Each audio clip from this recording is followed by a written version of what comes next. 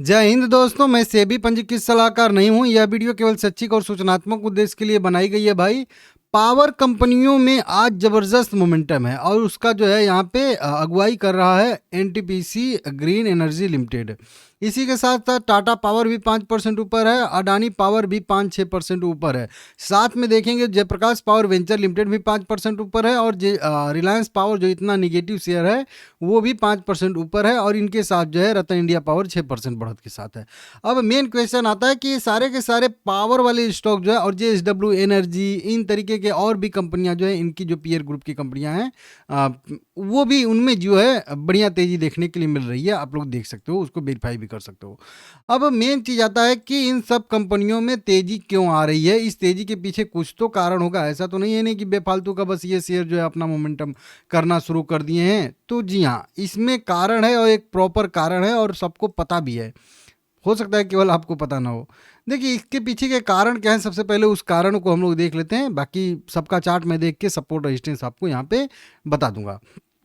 NTPC green के नेतृत्व में बिजली शेयरों में 15% तक की जो है उछाल देखने के लिए मिल रही है और इसके पीछे के प्रमुख कारण क्या है उन्हें विस्तार से यहाँ पे बताया गया है। ब्रोकरेज फर्म मॉर्गन स्टैनली ने एक नोट में लिखा है कि बिजली की मांग में अचानक से वृद्धि आने के कारण थर्मल कोयला आधारित बिजली उत्पादन अतिरिक्त भार वहन कर सकता है और इस तरह के कदम से थर्मल कोयला जो बिजली उत्पादन में सुचारू रूप से वृद्धि देखने के लिए मदद मिलेगी और इसकी वजह से इन सभी कंपनियों में तेजी आ रही है। अब देखिए, एक तो है कि पावर सेक्टर, सारे के सारे पावर सेक्टरों में तेजी आ रही है, लेकिन उसमें भी कोयले वाले जो हैं उनमें थोड़ा सा और जो है फोकस रहेगा, क्योंकि वो जो है अपना अच्छे से जो है मैनेज कर लेते हैं, घटा बढ़ा देते हैं। बाकी सोलर वाले जितने हैं उतने ही रहेंगे, कैपेसिटी बहुत ज़्यादा जल्दी से बढ़ा घटा नहीं सकते हैं।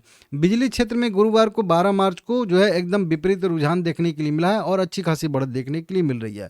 एनटीपीसी ग्रीन 23 पर 13% के बढ़त के साथ निफ्टी 500 के शेयरों में सबसे ज़्यादा उछाल वाला शेयर था। वही जेएसडब्ल्यू एनर्जी भी था, अडानी पावर, CSE जो है, भेल भी है, टोरेंट पावर भी है। तो ये सारी की सारी कंपनियों में आज जो है अच्छी खासी बढ़त देखने के लिए मिल रही है। भारत में गर्मी की शुरुआत थोड़ी सी जल्दी हो गई। अभी देख रहे थे हम लोग कि बारिश बारिश बारिश, जाड़ा जाड़ा जाड़ा, उसके बाद अचानक से एकदम गर्मी बढ़ गई। मतलब सुबह उठ के आप देखोगे तो पता चलेगा कि मई जून लगता है।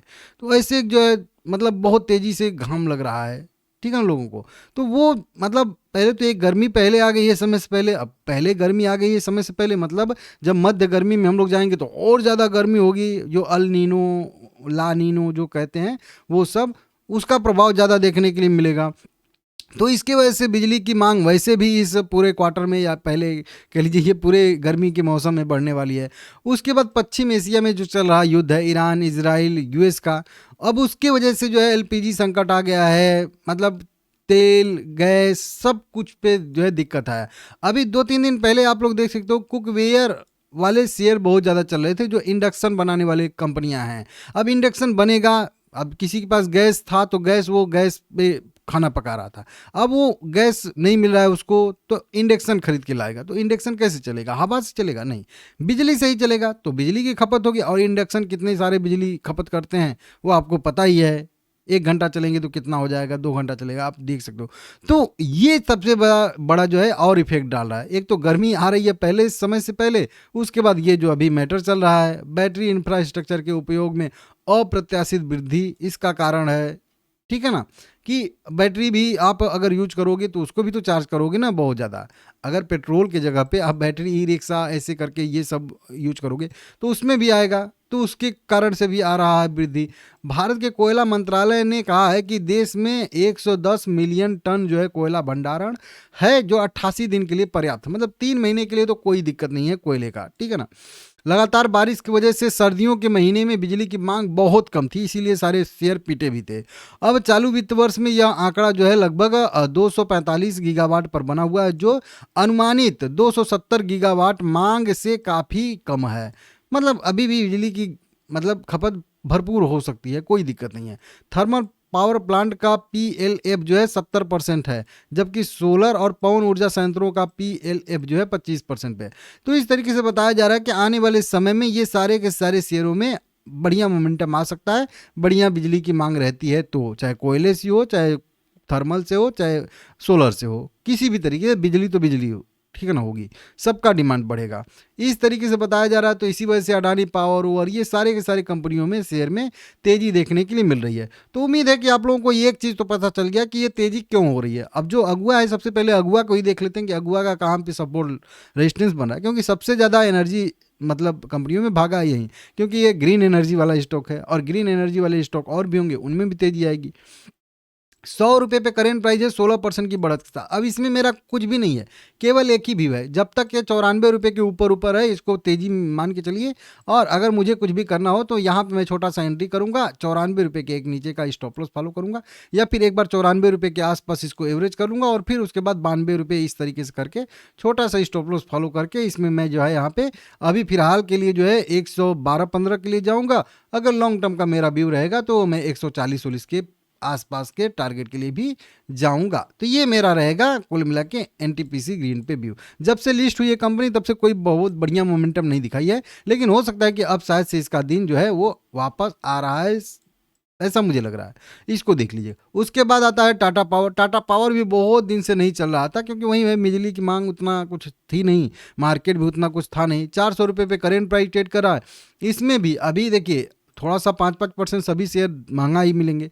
अगर इसमें भी एंट्री का बेस्ट पॉइंट देखेंगे तो 386 रुपये के आसपास ही है। ऊपर के साइड में रेजिस्टेंस इसका 435 और 450 के आसपास बनेगा। तो मेरा भी है कि थोड़ा सा अभी हो सकता है कि देख सकते हैं आप लोग, है तो कोई दिक्कत नहीं है, तो होल्ड कर सकते हैं।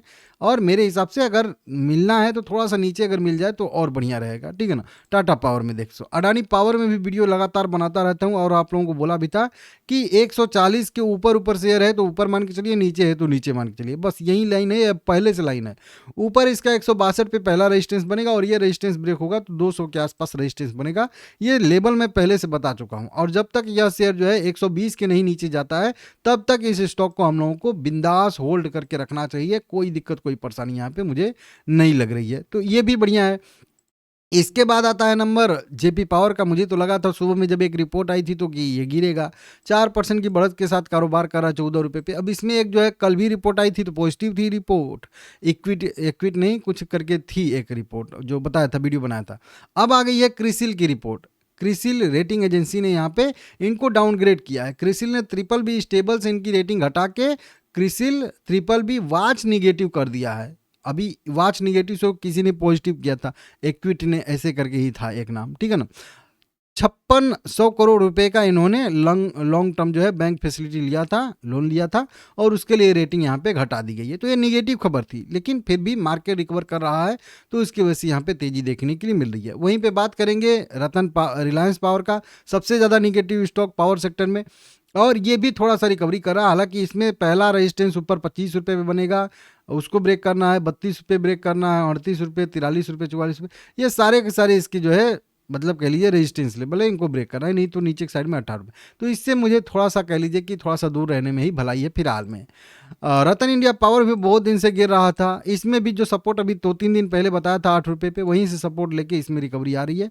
अगला इसका रेजिस्टेंस 9 रुपये 50 पैसे बनेगा। 9 रुपये 50 पैसे अगर ब्रेक करके सस्टेन करता है तब इसको हम लोग पॉजिटिव मानेंगे, और तब कहीं जाके इसमें तेजी की संभावना बनेगी। तो 13 रुपये रेजिस्टेंस हम लोगों को देखने के लिए मिलेगा। तो फिलहाल में इसमें भी मेरा होल्ड करने का तो व्यू रहेगा, लेकिन खरीदारी उधारी वाला कोई यहाँ पे व्यू नहीं रहेगा मेरा, इसको आप लोग देख लीजिएगा।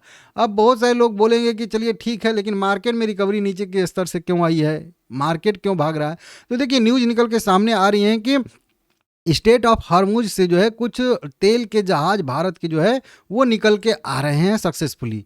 तो ये खबर जो है थोड़ा सा बढ़िया। अब ये खबर इन दोनों सभी शेयरों के लिए निगेटिव खबर भी है, हालांकि फिलहाल के लिए तो पॉजिटिव खबर है, लेकिन अगर तेल की सप्लाई बढ़ती है, एलपीजी की सप्लाई बढ़ती है, तो उन्हीं की वजह से इनमें तेजी आ रही है कि रुके हैं। अब वो सप्लाई फिर से बढ़ेगी तो फिर से हो सकता है इनमें आगे चल के मतलब तेजी से गिरावट भी आए। तो वो आप लोगों को ध्यान देना है कि वहाँ पे क्या हो रहा है तभी, क्योंकि वहाँ से सीधा सीधा इसका कनेक्शन है। हालांकि बिजली की डिमांड इस सीजन में बढ़ने की संभावना है, तो वो तो काम करेगा ही करेगा, ठीक है ना।